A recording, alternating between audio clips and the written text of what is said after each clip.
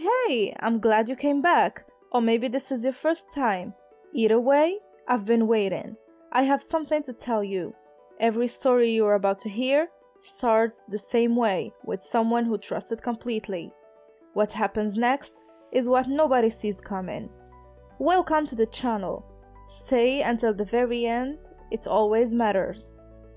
As I always promise, after the story, I'm going to recommend a film that matches exactly what you're about to feel. Trust me, you'll want to know what it is. I reported my wife missing on a Thursday evening. I called the non-emergency police line at 7:43 because Sandra has been gone since Monday morning and her phone was going straight to voicemail, and I had called every person I could think of and none of them had seen her. The officer I spoke to was patient and methodical. He asked the standard questions: any history of mental health issues, any recent arguments, any reasons she might have left voluntarily. I answered honestly, no, no, no. What I didn't know while I was sitting in the kitchen answering those questions was that Sandra was 40 minutes away in a hotel in Providence, Rhode Island, with a man named Garrett, and that it wasn't the first time, and that my brother-in-law had known about it for 7 months. I'm 44 years old. My name is Thomas. I spent 21 years as a high school history teacher in a mid-sized town in Connecticut. And I mention that because I think it's relevant, not to make myself sympathetic, but because teaching history means spending your professional life thinking about cause and effect, about how things that seem sudden are almost never actually sudden. Every collapse has a long before. I understood that intellectually for decades before I had to understand it personally. Sandra and I met when we were both 22. She was a nursing student, I was finishing my education degree, and we met at a party I almost didn't go to because I had papers to grade. We dated for 2 years, moved in together, got married in a small ceremony in her parents' backyard in Vermont. We were for a long time genuinely good together. Not perfect, we were stubborn people who knew how to have the same argument in 17 different ways, but genuinely good. We built a life with texture to it. We traveled when we could afford to, we had long dinners with friends, we read the same books sometimes and disagreed about them productively. We didn't have children by a combination of circumstance and delayed decision-making that eventually became a quiet understanding that it wasn't going to happen. I won't say I never grieved that, but I also won't say it was only a loss.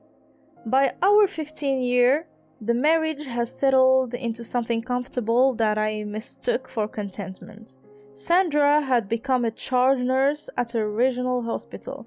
I had moved into a department head role. We had routines, we had habits. We knew each other's preferences down to which side of the bed we'd sleep on in a hotel room. I confused familiarity with closeness, and I think that confusion is where the space opened up that I didn't know was opening. The signs. There are always signs. Sandra started working more evening shifts about 2 years before she disappeared. She'd always worked some evenings. Nursing doesn't run on school hours, but the frequency increased and the explanation was always reasonable. Short-staffed, someone called in, picking up overtime because we were saving for a renovation. I never questioned it because the explanations fit, and because I trusted her, and because I was tired in the way that people in their 40s get tired when they stop examining things closely.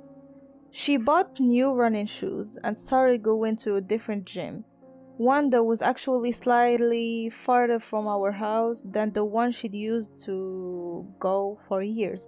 I asked about it once. She said the new one had better equipment, and I accepted that. There was a weekend about 8 months before she disappeared where she went to visit her college friend Dana in Boston. She would done this periodically over the years. She came back relaxed and happy in a way that I registered as a good weekend away. I cooked dinner, she told me stories about Dana's new apartment, we watched a movie, and ordinary Sunday. I found out later, much later, that Dana lived in Portland, Maine, and hadn't seen Sandra in over a year. When Sandra had been gone for 2 days, I drove to the hospital and spoke to her supervisor, a woman named Paulette, who had known Sandra for 9 years. Paulette was visibly uncomfortable when she saw me. She said Sandra had called in on Monday saying she had a family emergency and would be out a few days. She looked at me in a way that said she understood something about the situation that she wasn't going to tell me in the hallway. I drove home, I sat at the kitchen table, and I started going through things I'd never had reason to go through before. Sandra's home laptop was password protected, but she'd written the password in a small notebook she kept in the kitchen drawer because she could never remember it. I'd seen her reference that notebook dozens of times. I opened the laptop and I sat there for 4 hours. I want to be careful about what I say here because some of it involves details that are still painful in ways that feel private. What I can tell you is that what I found was comprehensive enough that by the time Sandra walked back through our front door on Thursday afternoon, an hour before I called the police, I had a complete picture of something that had been running parallel to my life for approximately 2 years. Garrett was a pharmaceutical sales representative. They'd met at the hospital, and the mail chain I found went back 26 months. It was not ambiguous. It was not a friendship that had blurred at the edges. It was a relationship with its own history and vocabulary and future plans that included, in several emails from the previous 6 months, explicit discussions about Sandra leaving our marriage. She was planning to leave. She hadn't left yet. She was in the process of leaving, and she was doing it slowly and quietly while continuing to live in our house and sleep in our bed and have dining with me on weeknights. She walked in at 6:15 on Tuesday evening with a bag over her shoulder and the practiced expression of someone who has prepared an explanation. She said she was so sorry. She should have called. She had needed space. She'd been struggling with some things and had needed to get away, and she knew it was wrong not to tell me. I let her talk. I sat across from her at the kitchen table and I let her deliver the prepared version of events without interrupting. When she finished, I asked her if she wanted tea. She looked slightly confused by that. I made 2 cups of tea and I put one in front of her and I sat back down. Then I opened my laptop and turned it to face her.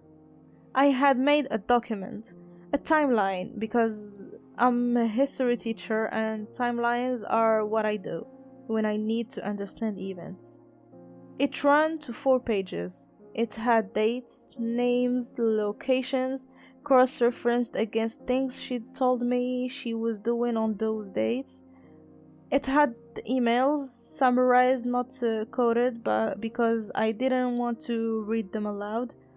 It had the hotel charge I'd found on a credit card statement, a card I hadn't known she had, opened 18 months earlier.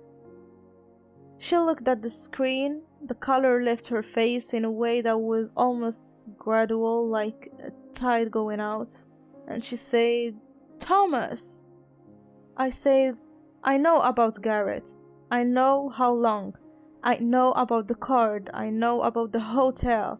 I know you've been planning to leave." I paused. "I know about Kevin." Kevin was her brother who had known for 7 months because she'd confided in him and asked him to keep her secret. Kevin, who had come to our house for dinner in March and sat across from me eating the pasta I'd made and looked me in the eye and talked about the school year and asked about my department and knew what he knew. Her face when I said Kevin's name was different from her face when I started the conversation. The first expression was caught. The second was something that looked almost like relief, which I didn't fully understand until later. I think the weight of maintaining everything had become its own kind of suffering. I don't say that with sympathy. I say it as an observation. We talked for 3 hours that night. Talked is maybe the wrong word. She explained and I asked questions and she answered them with a completeness that I think came from the relief of not constructing anything anymore. She confirmed everything in the document and added things I hadn't known. Garrett was aware she was married. He had been pressing her to make a decision. The disappearing for 3 days was partly about him, partly about the fact that she had not been able to make herself leave and couldn't explain to either of us why. I asked her once whether she had ever intended to tell me the truth, and she said she didn't know. That was the most honest thing she said all night and almost the most damaging. I called Kevin the next morning. He answered on the second ring. I said his name and I heard his breathing change. I told him I knew what he'd known and for how long.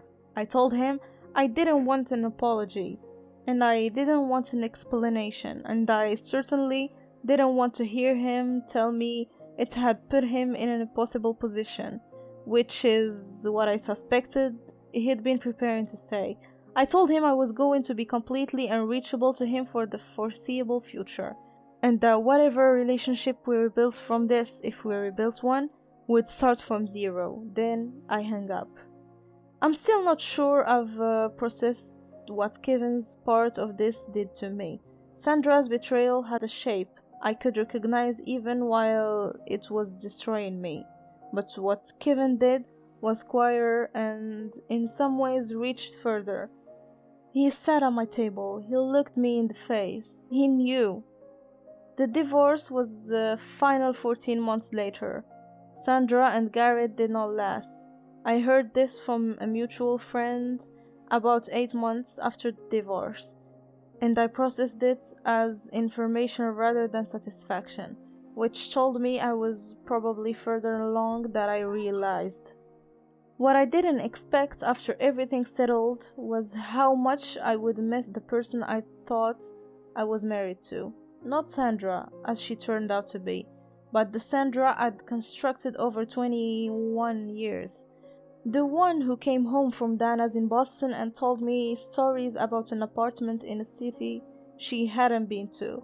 That Sandra was a fiction, but she was a very detailed one and I'd love her for 2 decades. And you don't just set that down cleanly. I went back to teaching. History, same school, same classroom with the wall of maps that my students either love or find bewildering. I find I'm a better teacher now in some ways that I couldn't have predicted. I'm better at talking about how people construct narratives that serves them. I'm better at talking about what happens when the official story and the actual story diverge. My students probably think I'm talking about governments and empires. Some days I am. I still think about the timeline I built on my laptop. 4 pages, chronological, cross-referenced. 21 years reduced to the part that wasn't true. I deleted the document eventually. I didn't need it anymore. The sequence was already inside me, organized and memorized the way I memorized everything. The way you do when your brain is trained to understand that events are always connected to the events before them. That's the thing about history. Nothing comes from nowhere. Every ending has a long before that explains it. if you're willing to look. I just wasn't looking, and she knew that about me, and she used it. That last part is the one I'm still working on putting down. Before you go, I promised you a film recommendation, and after everything you just heard, after Thomas, after the timeline he built on his laptop, after 21 years reduced to 4 pages of dates and lies, and a wife who was 40 minutes away in a hotel while he was on the phone with the police reporting her missing, there is one film I want you to watch tonight. Unfaithful, 2002, from Rachel Jerry and Diane Lane. It's the story of a marriage that looks completely solid from the outside. A good house, a good life, a husband who loves his wife completely and without question, and a wife who starts making choices she can never take back. What makes Unfaithful different from every other film about infidelity is that it never lets you hate anyone cleanly. You understand everyone, you feel for everyone, and that complexity, that uncomfortable inability to simply pick a villain, is exactly what Tom's story left me with. Because Sandra wasn't a monster, she was a person who made a catastrophic choice and then kept making it, quietly for 2 years, while the man who trusted her most was sitting across the dinner table every single night. Watch Unfaithful tonight. It will sit with you the same way this story did. I will see you in the next one. Please don't forget to like, subscribe, and tell me in the comments if this story reminded you of someone. I want to hear from you.